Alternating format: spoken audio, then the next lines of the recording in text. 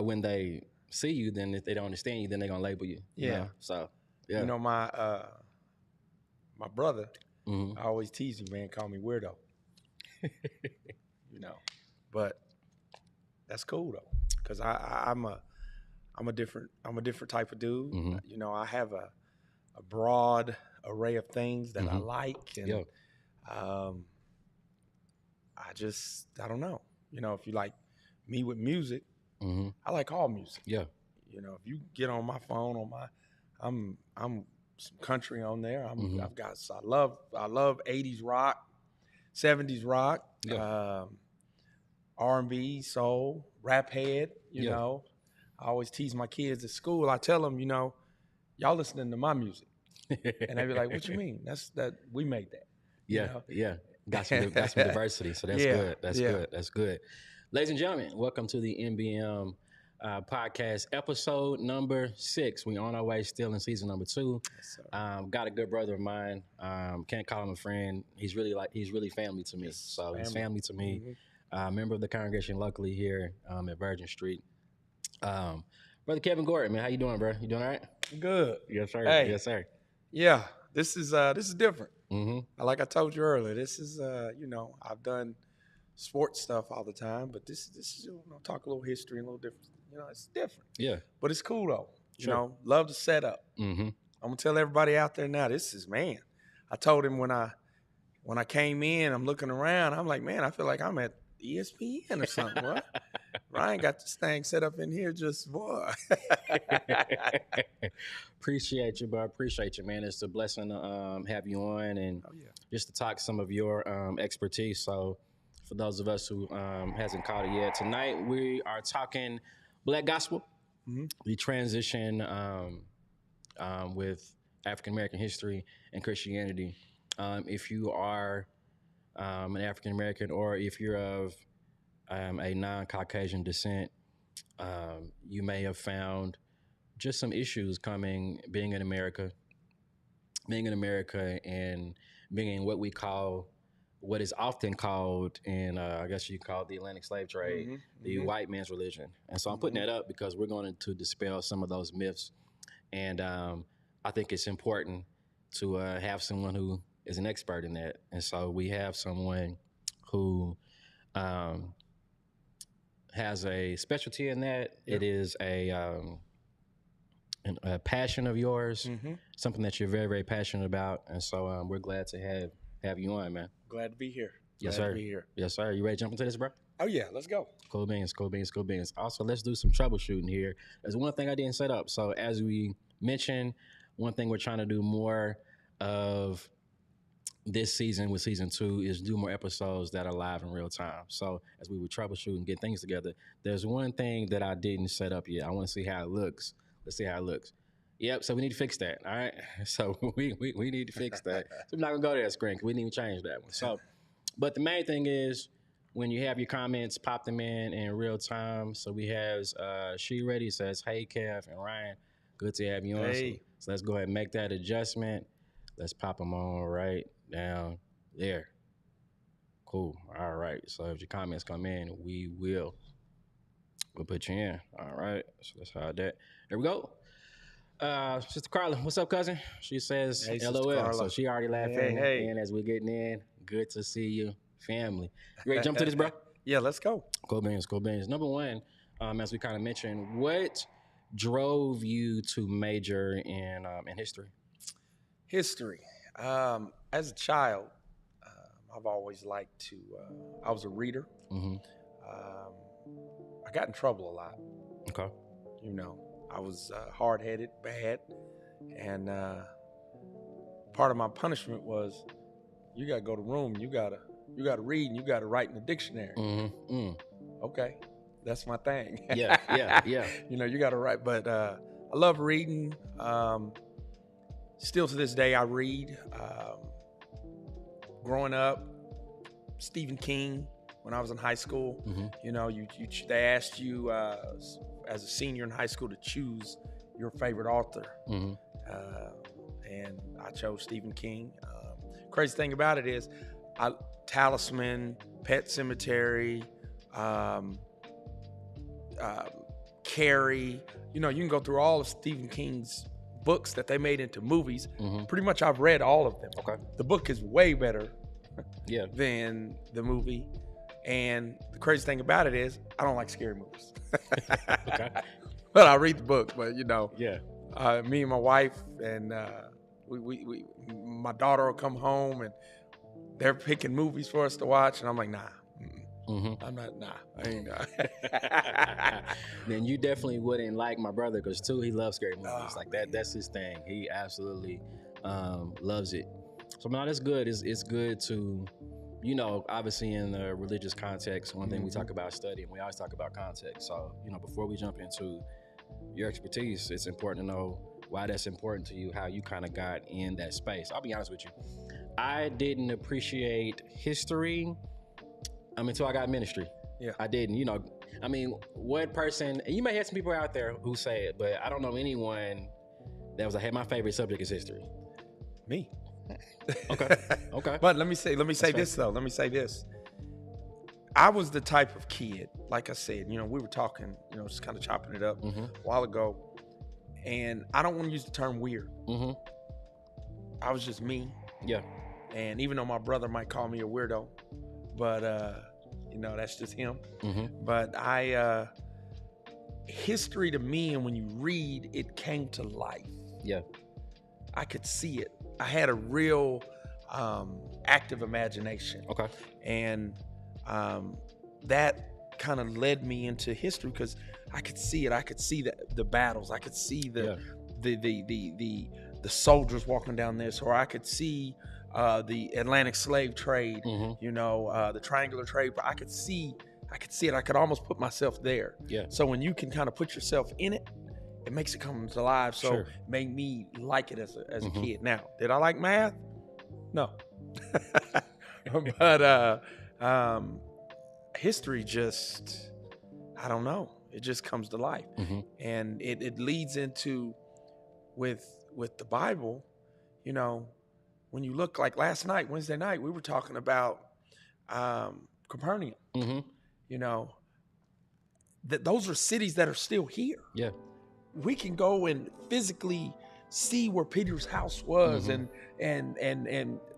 you can see Golgotha. You can all those things. The fact, all that is history. You know, and I don't know. It excites me. At one time, I wanted to be an archaeologist. I thought about being an archaeologist, and because I really enjoy it, but once again, there's that math thing that comes into play.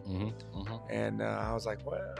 And that was me. I'm a numbers guy, so yeah. So yeah, we probably make a good deal. You do the history, I'll do the numbers.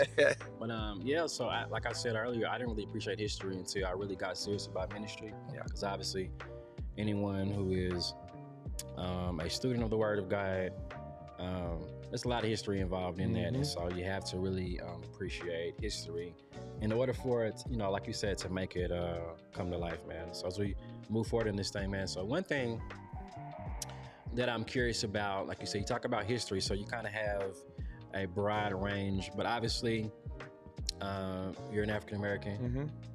We kind of hit on earlier about some of the stereotypes that come with being African American in Western civilization and falling under the scope of Christianity. And so for you, what's your perspective on being Black and Christian? Well, when you teach African American studies, you know, and you start off at the beginning of the year, you always go back to the beginning, you know, and a lot of people, when they think of African American studies and they think of Black history, they always want to start with slavery. Yep. And my thing is, with my students, I have a timeline, and the timeline is up in my room, and it starts at 1619. It starts when the first slaves came over on the slave ship to Jamestown, and I put that timeline in the middle of the wall. And the kids always ask me, why is it in the middle? Why didn't you just put it in the middle? Because I tell them 1619 is where people always start from. But everything back here, that blank space, that's where we gonna go. That's good. That's where we gonna learn from. We're gonna go all the way back to the beginning of time. And, you know, from a historical perspective, the oldest bones ever found in the world were found in Africa. And it's called the Eve hypothesis. You know, it's funny how Christianity and history kind of intertwines and works together. Yeah. Because, you know, they gave those bones, you know, Lucy, they gave the Eve hypothesis, you know, and we all know that's not no hypothesis. Right. Yeah. Yeah. You know, but I start from the beginning. I want my students to learn that we as African Americans were more than just 1619. We were kings, queens. Yeah. We came from ancient civilizations. When I teach African American studies, I teach from the perspective of, I always start with, I always save West Africa last. And the reason I say West Africa last, because when you get to West Africa, now you're talking about the Middle Passage and slavery. So I want to go to Ethiopia and Sudan and early civilized, and then those bones. Then I want to go up to Egypt. Then I want to come down south to Zimbabwe, Great Zimbabwe, and the things there. Then get along the Indian Ocean coast and work my way up there, and then come to North Africa, Morocco and all that. Then I go to West Africa. And we get into, okay, now we're going to talk about slavery and how we got it. I just want y'all to know there were ancient civilizations in all of these places before 1619.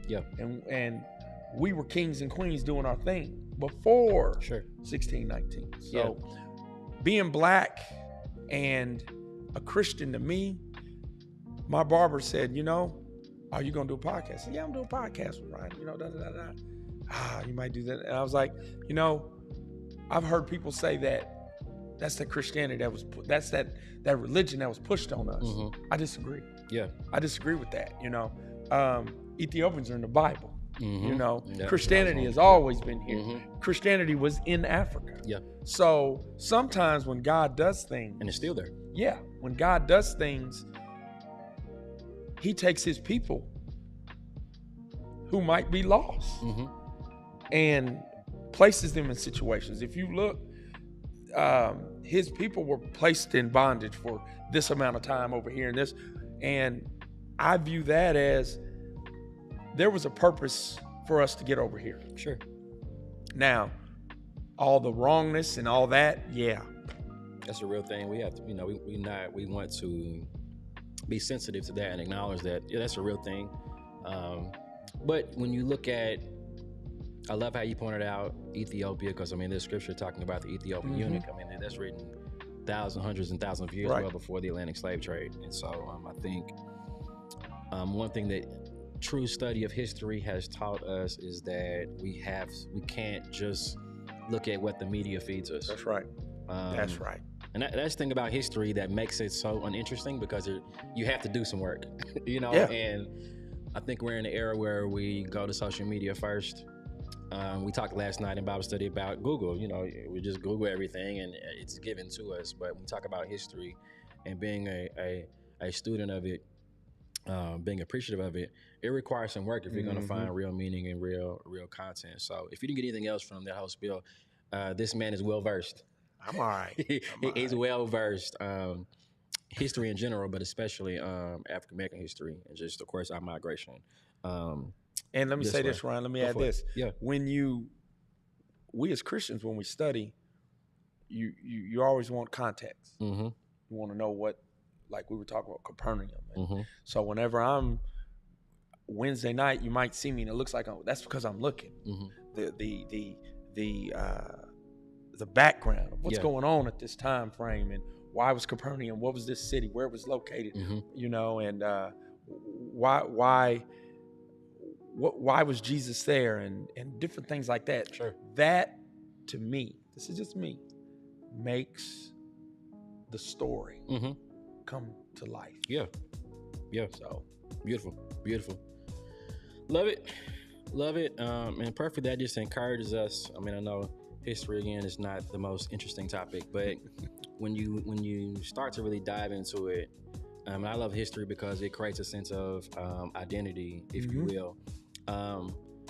When you talk about, if you believe in the Genesis narrative, it talks about the Garden of Eden, Right. and it gives, and we had the conversation years ago, it gives the description of the four rivers that were in the garden, and what were their strong suits. One of them was the Euphrates, Y and Z. Yeah, and so your Tigris, Euphrates, so on and so on. So some of those rivers are in Africa. Yep. So when you talk about identity and origin, Christianity or God in the space of Africa it's been in place for a long time. Always there. And so when people say, that's that religion that was forced on us. No what? Yeah. No what? Yep. And that word again, context again, Christianity from the Atlantic slave trade, that was given to us out of context. And so it was given with a certain angle. Right. And we got to learn how to strip away that context. Right. And like we say in worship, or we say in this religious context, hey, study for yourself. Show yourself. Good deal, man. So when you talk about just your background in history, how does it, you kind of hit on it, but a little bit more, how does it affect your study? Because for me, being a minister, it's hard for me to just do like a 15-minute devotion. Because when I'm looking at something, now I want to know, okay, what's the background? Who's the author? So it's hard for me to sit down and say, okay, hey, I'm going to just read the Bible for 15 minutes. Well, I'm going to tell you, same thing with me. I can't remember exactly which month before last, we had a spot open to teach Wednesday night. Me being an educator and a teacher, I know I can teach. That's not, but teaching, I've always had a little bit of shyness about talking Bible with adults. Yeah. Especially adults that I know and I go to church with, who I deem are Bible scholars. And I'm like, well, I don't know. But you find that when you study, you go deep. And the first thing I do, depth for me, is you always have to get background knowledge of what you're talking about. Yep. And your background knowledge is going to give you the basis of everything that's going on. Yeah. And why they did what they did. That background is going to give you the who, the what, the when, the why, the where. Right. Yeah. Love it. You got some support from your very own, from your rib? Yeah, I see. Hey, y'all. Yes, sir. Say drop that knowledge, bud. That's what this is called. Good to have you on with us. Now I'm nervous. You act like you know she was going to be on. Yeah, I know.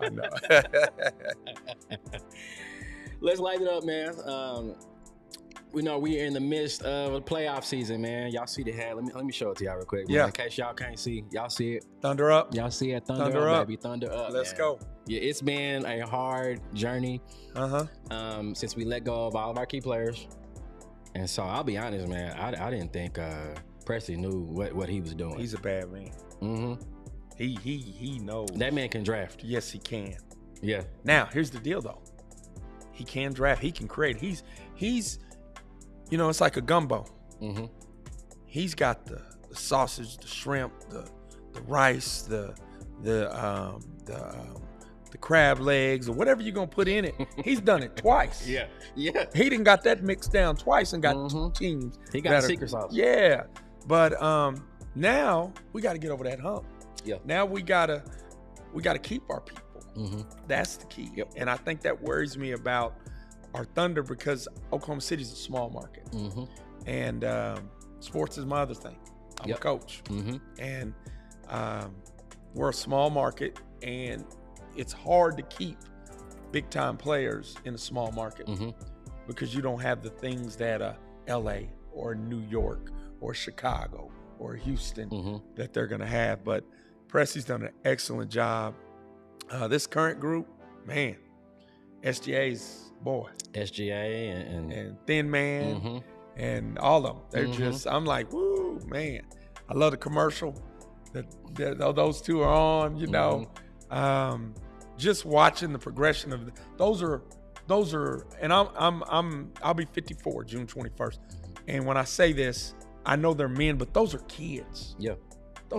They are young. That is a young team. I don't know the true stats on all this, but I would be curious to know if we have maybe one of the youngest teams. It seems like it in the NBA, and they're that good, that poised, that ready at that age. If not the NBA, for sure, we probably have the youngest roster in the playoffs. Right. For sure. Right. So we got that first round sweep, so I'm excited to see. I think we're waiting to see we play either with the Clippers or the Mavericks. Who won last night? I didn't even. Mavs won. I think the Mavs. Yeah, the Mavs won. did win. They took the series. Yeah. Is it 3-2? So yeah, the Mavs took it. So I think we have the Mavs and open up Tuesday. Okay. At home. I was looking. Those tickets are like, woo. Be watching from home. For sure. Have you been to Thunder game? Yes. Okay. Yes, we have. My wife and I have gone and had a good time. I'm more now. When I say this, I'm gonna say that here's the context of it. I'm a football guy. Always been a football guy. Played basketball all the way up until high school, 10th grade. My 9th grade year I played. Then I realized, you know what, you foul too much, so you're a little too aggressive for this basketball thing, Yeah. And I'm not gonna let you dunk on me. I'm gonna put you in this. That's right. I'm gonna put you against this pad under the you basket. But so I better do something that I'm good at. I'm physical. So, Yeah. But basketball to me in person was kind of boring, and at least I thought that it was kind of boring. But the Thunder games that we went to. We had a good time, the atmosphere, but my favorite, and my mom's going to laugh, she knows this, I love baseball. I love watching baseball in person, and I'm a football guy. I coach football for a living, but baseball, the intricacies of it, I'm a St. Louis Cardinal fan, been a Cardinal fan since I was young. My daddy's a Cardinal fan. Okay. I remember as a kid, me and my brother, you get out there and you do the grass and, my dad, if you ever seen his lawn, immaculate. You didn't step on it. Yeah, one of them. Yeah, one of them. And wait a minute, they had modern stuff a little bit, like if you want an edge, you can go get a little. No, he had that edger with the little spin thing. Okay, yeah, one of them. You're out there like that. Yeah, that's how he wanted it done. Okay. Be like, man, Pops, we can't go get it. That's old school. He want that, That's old school. But afterwards, he'd go get his radio. And we get to go to Dairy Queen, me and my brother, and I get a chocolate dip cone and those kind of memories. So when I think of baseball and going to baseball games, that's what it brings me back to. Yeah. Just a lot of fun. Love track and field. Yeah. Love track and field. Track and field is, I don't know if people, you guys in the audience really watch it, but the Olympics are coming up. Paris, man, it's going to be awesome. Man, that's a bucket list. If I could get over there, me and Nick get over there to go to this, woo, would go. Nice. Would go. Good deal. We got some more coming in. To my sister, Mavs play tomorrow, game 6. So the series ain't quite over. So it ain't over. Okay, yeah. I thought it was over. I think it's 3. I think it's 3-2. What's up, sis? I think it's 3-2. So we still. Well, the thing is, it works out because the longer that series goes, the more rest that our players are getting. Yeah. So, yeah. Pray that works out. Got some more coming in. I just hope we don't get big eyes in the moment. Yep. Because we're young. Right. Got Sherelle in, real Coach Gordy. Hey. What's good, fam? Tell him. Good? He knows. Good? My brother knows. Lori Hunter says, hey, Kevin. Hey. What's goody? What's goody? Let's see. LG Ladybug. That's I think you know who they are, but so you know who this that's is. My sister. What's good? That's my twin. Yeah. Is that K? That's my Aunt K. Yep. Aunt K. Hey, all the way in California. What's good? Yeah. We don't want any more rain here. We're getting enough water. So we're going to send it back out y'all's way. See, that's the benefit of going live, man. We're getting support way in California. And then we got Pam Love, the Olympics. Oh, sure. Yeah. Sister Pam, Brother Johnny, the general. Yes, sir. Salute. Talking about just your you are the boys head coach for track and field. How does being a coach, how does that translate just to your Christian walk, and just even in the space of, you know, your walk with God? Well, the translation is, for me, I try to make sure my light is always shining. And I'm a different kind of coach. Now, this has been a process. And when I say that to mean this.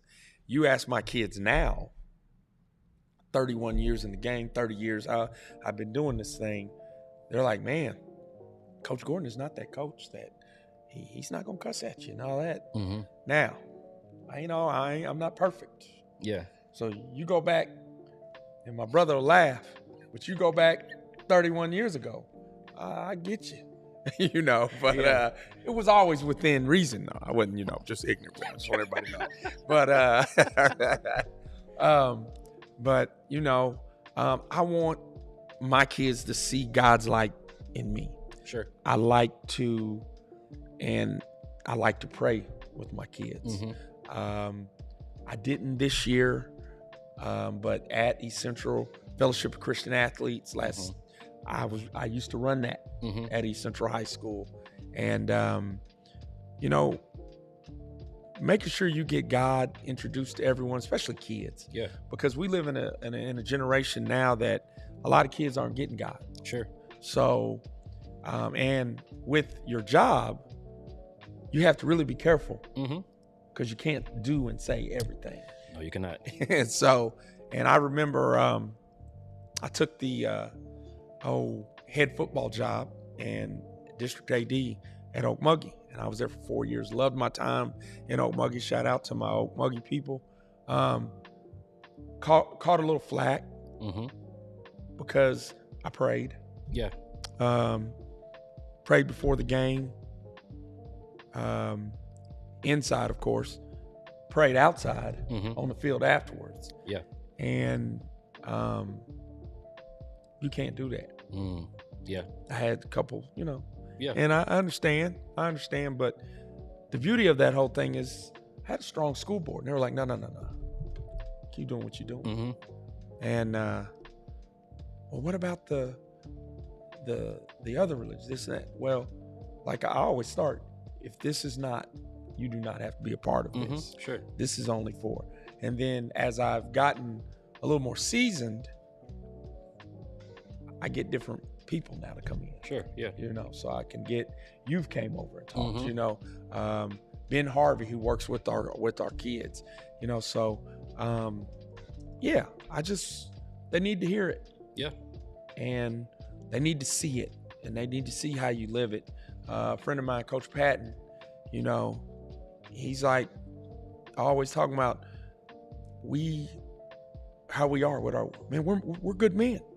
With our families, and and kids need to see that. Yeah. They need to see a good example of what a good person is, what a good Christian person is. Now, they also need to understand everybody's not perfect. People make mistakes. Sure. When you're young, you do things that are contrary to what is right.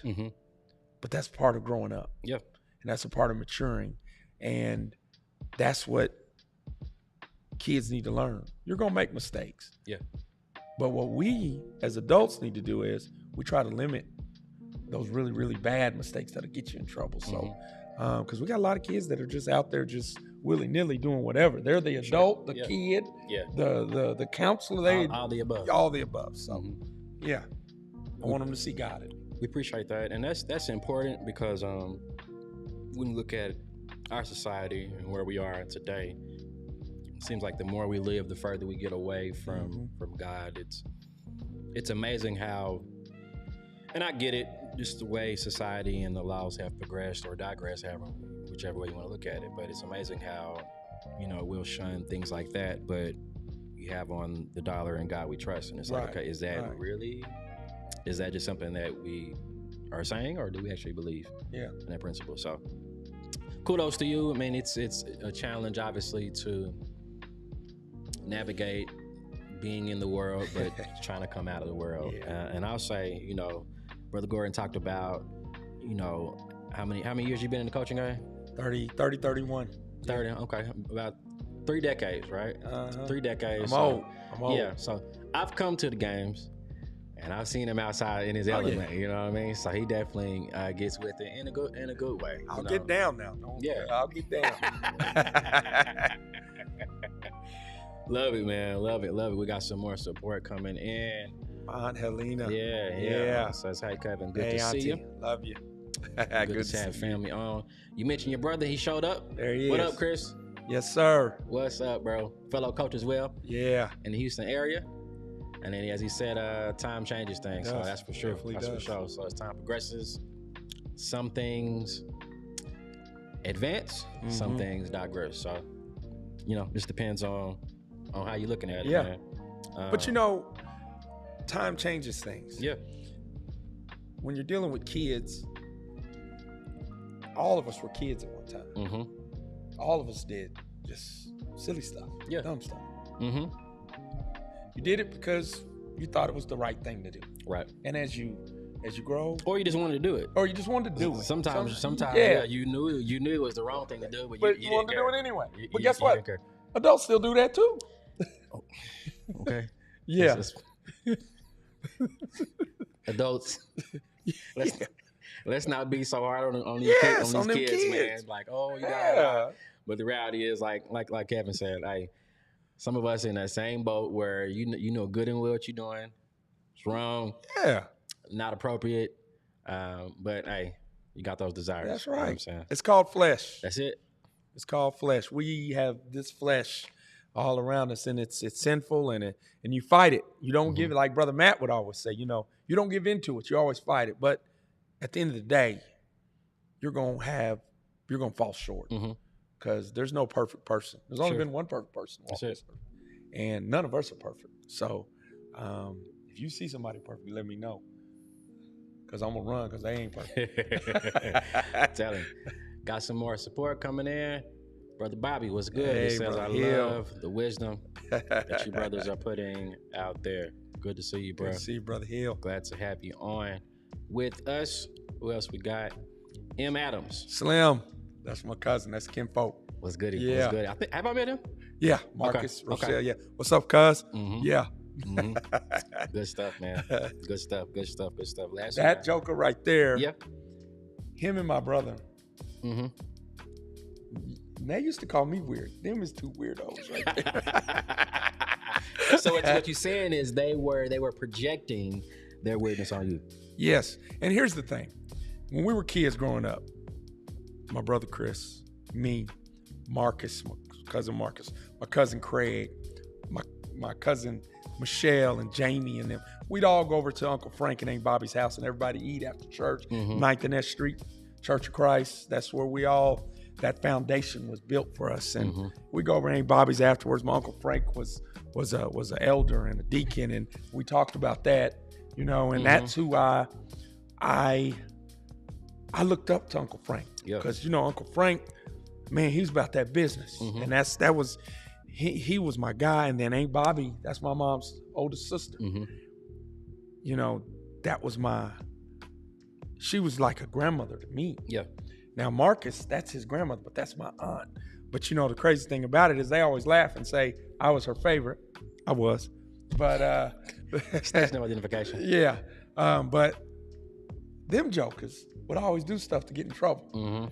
And then look at me. I could do the same thing but never get in trouble. But Hey, you know, can't help it. You're the favorite. You know what I'm saying? Can't help that. like my brother Can't come help in and get a drink, I get some Kool-Aid. No, and Aunt Bobby just said don't go in there and get any Kool-Aid.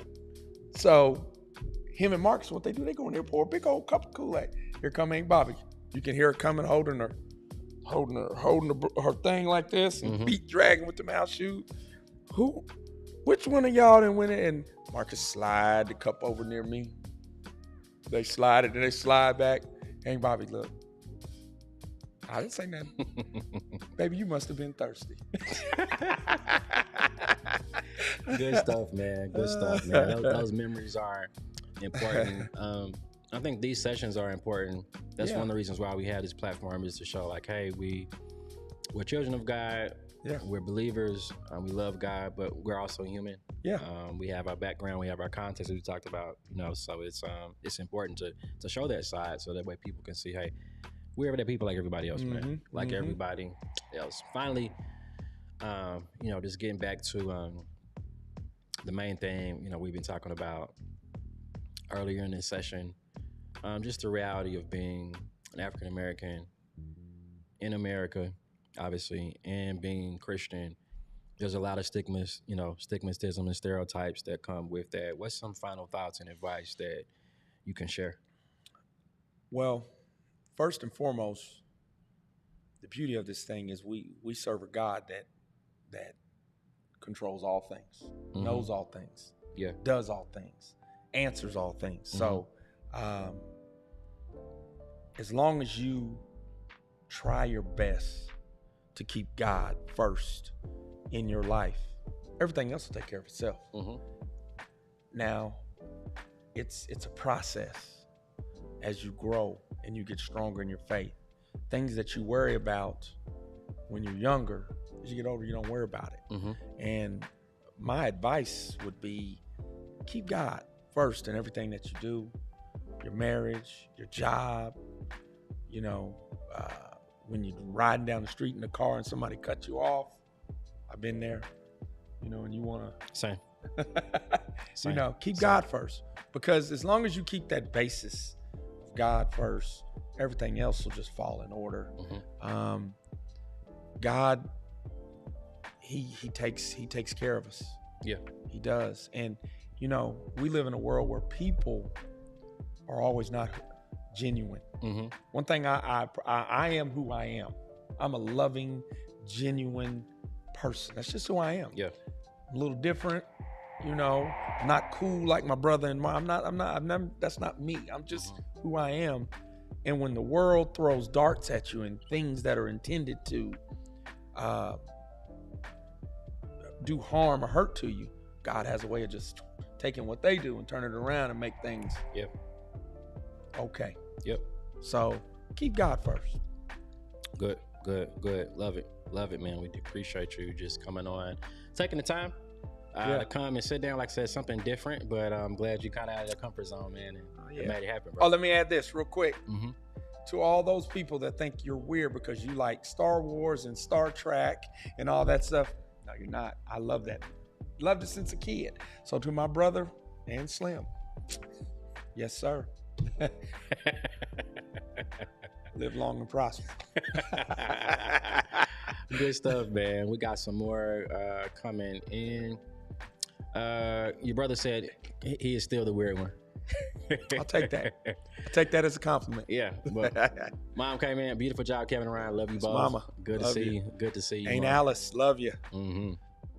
So then Alice says, hey, Kev. It's my auntie watching. North Carolina. Yeah. Look at that, man. Got support from all over, man. Oh, yeah. Auntie, we're trying to get out there. We're trying to come see you. Yeah. Come out there and see the great state of North Carolina. Yes, sir. Yes, sir. Yes, sir. Great stuff, man. You blessed us, man. No, you blessed me. I was nervous, but, hey, I thank you. Told you This be is, fine, man. man, this is nice. If y'all, man, this is nice stuff. Appreciate it, man. Appreciate it. So this concludes this episode number 6. We do this every Thursday, 7 p.m. Central Standard Time. This is a ministry. If you were blessed by it, share it. Yeah. Bless somebody else with the time that my good brother and I have shared. Yeah, until next week, we are going to be on with Dr. Jeremy Flowers of the Cincinnati, Ohio area. We'll be talking next generation of the church, what that looks like, what are some steps we can do to go forward, X, Y, and Z. So we're looking forward to that. Until next week, we'll see you then. God bless you. God keep you. Peace.